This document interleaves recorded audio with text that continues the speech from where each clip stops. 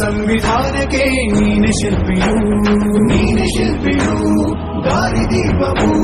ನೀನೆ ಕಲಿಸಿಕೊಟ್ಟೆ ಸಮಾನತೆಯನು ಏಕತೆಯನು